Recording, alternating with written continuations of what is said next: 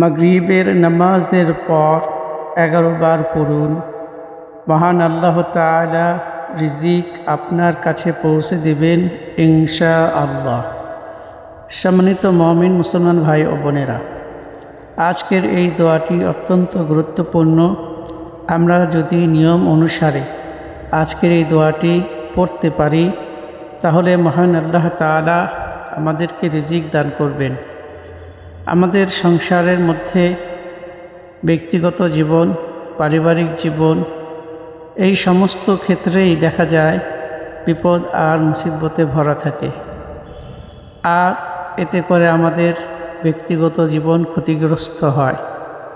এজন্য যারা আল্লাহ তাআলাকে মহব্বত করেন, আল্লাহ তাআলা রসুল সাল্লাল্লাহু আলাইহি ওয়াসাল্লামকে মহব্বত করেন, অবশ্যই তারা আজকের এই আমলটি করে আল্লাহ তাআলার সন্তুষ্টি অর্জন করে গায়বী রিজিক হাসিল করুন।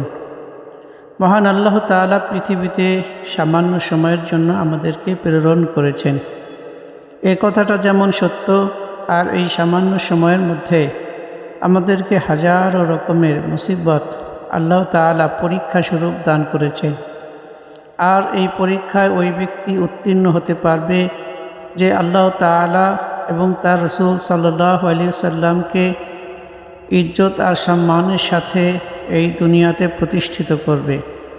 অর্থাৎ আল্লাহ তাআলার হুকুম এবং রসুল সাল্লাল্লাহু আলাইহি ওয়াসাল্লামের তরিকা অনুযায়ী যারা জীবন যাপন করবে, অর্থাৎ বিভিন্ন সুন্নতি দোয়াগুলো নিয়ম অনুসারে আদায় করবে এবং মহান আল্লাহ তাআলার কাছে সাহায্য চাইবে, তো আল্লাহ তাআলা তাদেরকে সাহায্য আর নসরত করবেন। এজন্য আমরা মাগরিবে নামাজের পরে এই গুরুত্বপূর্ণ দোয়াটি 11 বার পড়ব, যাতে করে মহান আল্লাহ তাআলা আমাদের হায়াতের মধ্যে বরকত দান করেন। আমরা সকলেই হতাশায় থাকি, টেনশনে থাকি, কিভাবে আমার মুসিবত দূর করা যায়, কি আমলের দ্বারা আমার সমস্যা দূর করা যায়, কোন আমলের মাধ্যমে, দোয়ার মাধ্যমে আমার রিজিককে আমি বৃদ্ধি করে নিতে পারি। কিন্তু সম্মানিত হাজিরিন, আল্লাহ তাআলার পক্ষ থেকে বরকত আর ফজল যদি আল্লাহ তাআলা দান করেন, তাহলে মুহূর্তের মধ্যেই আপনার সমস্ত বিপদ আপদ দূর হয়ে আপনার আয়ের মধ্যেই আল্লাহ তাআলা বরকত আর ফজিলত দিয়ে ভরপুর করে দেবেন। সেজন্য আল্লাহ তাআলাকে সন্তুষ্ট করে আমাদের মুসিবত, বিপদ আপদ এগুলো দূর করতে হবে। আল্লাহ রাব্বুল আলামিন তার রসুল সাল্লাল্লাহু আলাইহি ওয়াসাল্লামকে এই জন্য দুনিয়াতে প্রেরণ করেছেন, যাতে করে মানুষ দিন ও ইসলামের যেই আমলগুলো আছে, কোরআনে বর্ণিত যেই আমলগুলো আছে, হাদিসে বর্ণিত যেই দোয়াগুলো আছে, এগুলো উম্মত যেন সুন্দর করে ইখলাসের সাথে আদায় করে এবং মহান আল্লাহ তাআলার কাছ থেকে রিজিক চেয়ে নেয়। যে বান্দা আল্লাহ তাআলার কাছে চায়, ওই বান্দার প্রতি আল্লাহ তাআলার মহব্বত, আল্লাহ তাআলার ভালোবাসা আল্লাহ তাআলা তার বান্দার উপরে রিজিক নাজিল করেন। এজন্য আমরা ইখলাসের সাথে, মহব্বতের সাথে আজকের এই আমলটা আমরা করব। দোয়াটি অত্যন্ত গুরুত্বপূর্ণ। যারা বৃদ্ধ হয়ে গেছে, যারা যুবক আছে কিন্তু রিজিকের মধ্যে বরকত নাই, অনেক টাকা ইনকাম হয় কিন্তু এই টাকার মধ্যে বরকত নাই, অথচ এই পৃথিবীতে কিছু মানুষ এমনও আছে যারা অল্প আয়ের মানুষ, কিন্তু তাদের জীবনে বরকত আর রহমতে ভরপুর রয়েছে। এই জন্য বেসুমার রিজিককে আয়ত্ত করতে একমাত্র উপায় হল আল্লাহ তাআলার সন্তুষ্টি। আর আল্লাহ তাআলা ওই বান্দার উপরে সন্তুষ্ট হয়ে যান যেই বান্দা আল্লাহ তাআলার কাছে চায়। আর ওই চাওয়াটা হয় হলো ইস্তাঈনু বিসসবরি ওয়াসসালাহ, ধৈর্য ও নামাজের মাধ্যমে। যে ব্যক্তি আল্লাহ তাআলার কাছে সাহায্য চায়, তো আল্লাহ তাআলা বলেন আল্লাহু মা'আস সাবিরিন, আমি আল্লাহ তাআলা ধৈর্যশীলদের সাথে রয়েছি। এজন্য ধৈর্য ধারণ করে মাগরিবের নামাজের পরে কেউ যদি 11 বার এই দোয়াটি পাঠ করে, তাহলে আল্লাহ তাআলা তাকে বেশুমার রিজিক দান করবেন। হতে পারে সে বৃদ্ধ, হতে পারে সে যুবক, হতে পারে সে যুবতী, কিন্তু তার এই যুবক বয়সেও তার রিজিকে বরকত নাই। সেজন্য বরকত আল্লাহ তাআলার কাছ থেকে চেয়ে নিতে হবে দোয়ার মাধ্যমে। রাসূল করিম সাল্লাল্লাহু আলাইহি ওয়াসাল্লাম ইরশাদ করেন, আর দোয়া ও মুখুল ইবাদা, দোয়া হলো ইবাদতের মগজ। যে ব্যক্তি দোয়ার মাধ্যমে আল্লাহ তাআলার কাছে চায় আর চাইতেই থাকে, তো আল্লাহ তাআলা খুশি হয়ে ওই বান্দাকে তার রিজিক দান করেন। যেই রিজিক আল্লাহ তাআলা তাকদীরের মধ্যে লিখে রেখেছেন, ওই রিজিককে আল্লাহ তাআলা প্রশস্ত আর বরকতপূর্ণ করে বান্দার কাছে পৌঁছায় দেন।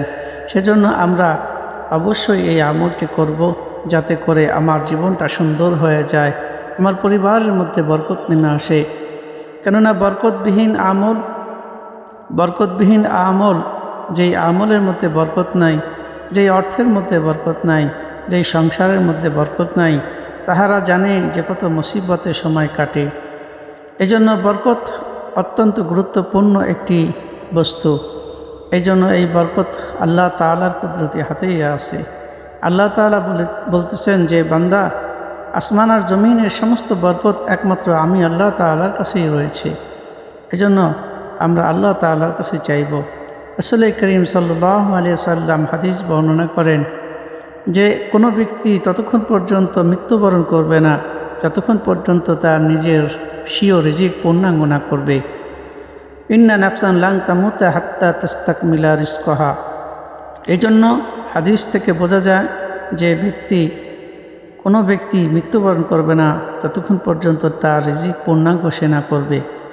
আর এই কারণেই এই রিজিককে প্রশস্ত করার জন্য আল্লাহ তাআলার পক্ষ থেকে তার রাসূল সাল্লাল্লাহু আলাইহি সাল্লামকে জানিয়ে দেওয়া হয়েছে, যারা আল্লাহ তাআলার কাছে চাইবে, আল্লাহ তাআলার দ্বীনের রাস্তায় থাকবে, অবশ্যই আল্লাহ তাআলা তাদেরকে সাহায্য আর নসরত করবেন।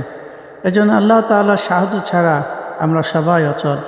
পৃথিবীতে যা কিছু হয় সব কিছু আল্লাহ তাআলার পক্ষ থেকেই হয়। একথা বিশ্বাস করার নাম হচ্ছে ঈমান। আজকে আমার জীবনে হতাশা, টেনশন নেমে আসছে, কিন্তু আসলে একমাত্র আল্লাহ তাআলা চাইলে মুহূর্তের মধ্যে আমার সমস্ত মুসিবত কেটে যেতে পারে, আমার হতাশা দূর হয়ে যেতে পারে, আমার অসুস্থতা দূর হয়ে যেতে পারে।